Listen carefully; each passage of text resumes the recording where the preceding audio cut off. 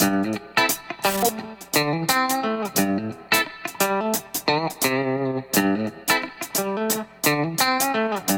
you've been sending in some awesome questions over the last week, from whether to have stylish, graphically designed CVs to how to convert contacts into jobs. In this video, I'm going to be joined by my awesome colleague and fellow UCL careers consultant, Joe, to help me answer those questions. Let's take a look at the first one. It comes in from Diane.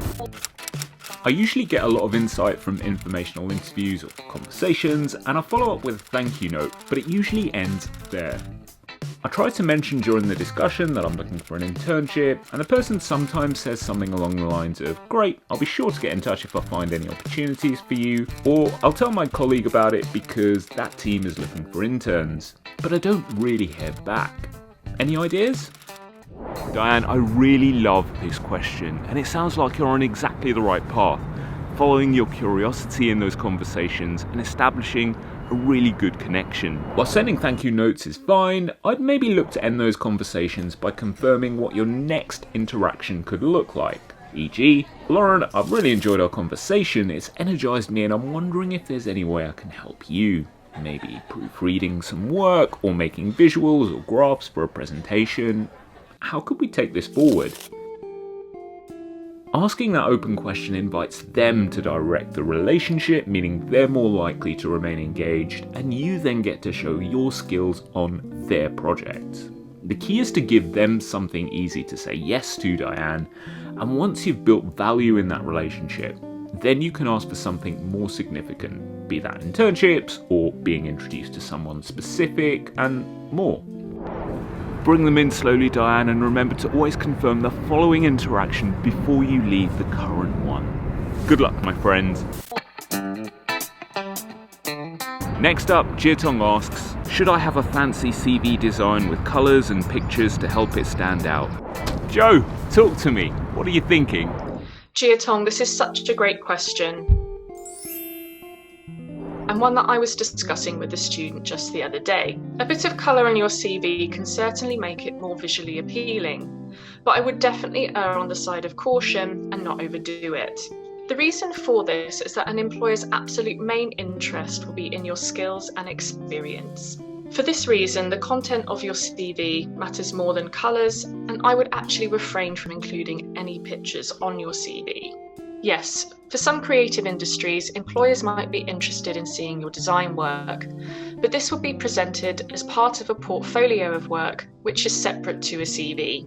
You want to ensure that information you choose to include on your CV is presented in a coherent way which maps across to and addresses the requirements of the role you're applying for. Presenting a CV to employers that demonstrates that you've done your research and that you have the necessary attributes for the role is what will make your CV truly stand out. I totally agree, Joe, and it's kind of counterintuitive, but having an overly graphically designed CV won't actually win you any more of the recruiter's time. They're flicking through CVs quickly alongside other commitments, maybe 150 unread emails, a half-eaten lunch. They're really on a mission to understand if you have specific skills as quickly as possible. And if you distract them with colours or funky formatting, well, it's exactly that, a distraction. Thank you for your awesome question, Jiatong. It's a really important one, and we definitely appreciate it.